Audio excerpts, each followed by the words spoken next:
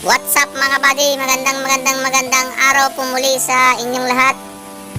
30 days na po itong mga tanim natin na milon at pakwan at namumulaklak na po sila at may mga lumalabas na rin na buko. At ngayong araw mga kabady ay mag-apply na po tayo ng foliar na pampabunga. Mag-spray po tayo mga kabady ng Calburon at 2530 na Grumor. Ayan mga kabady, ang ganda na itong mga tanim natin, ang lalaki na. Tara mga kabady at magtitimpla na tayo.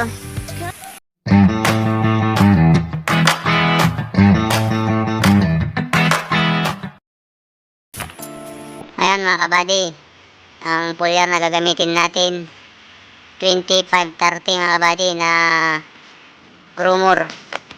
20% po yung nitrogen niya, 5% po yung phosphorus niya, 30% po yung potassium. Lagyan po natin mga kabady ng 5 tablespoon o 50 grams. 8 to 10 tablespoon po ang nakalagay dyan. Ihaluan po natin ng Calburon, kaya 5 tablespoon muna. At sa susunod na spray natin ay 10 tablespoon ng ilalagay natin sa 16 liters na knapsack sprayer. Yan mga kabady, haluan na natin ng Calburon. Napakaganda po itong calcium boron na spray po natin pag namumunga itong mga namumulaklak na itong mga tanim natin na milon at pakwan mga kabady. Hindi lang mga pakwan at milon, mga gulay din, para hindi po maabort yung mga lalabas na buko ng ating mga tanim na milon at pakwan. Ayan, lagyan po natin ng 80 ml o 8 kutsara sa 16 liters na knapsack sprayer at haluan na rin natin ng insecticide. Pangalawang gamit na po natin itong max insecticide na gawa ng Syngenta. At sa susunod na mag-spray tayo ng insecticide ay ibang active ingredient naman ang gagamitin natin.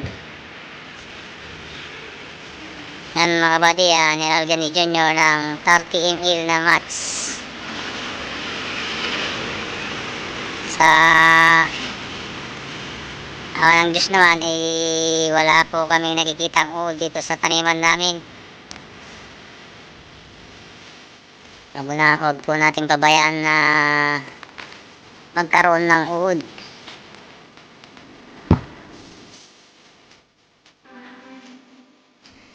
Nag-spray po tayo, 2 araw na po yung nakaraan mga kabady ng fungicide at saka insecticide. Ngayon naman mga kabady ay mag-spray po tayo ng pampabunga, itong foliar na Calburon at saka 2530, para lumabas na po yung mga buko ng ating mga milon at pakwan. Ayan mga kabady, at magtitimpla na rin ako ng i-spray ko.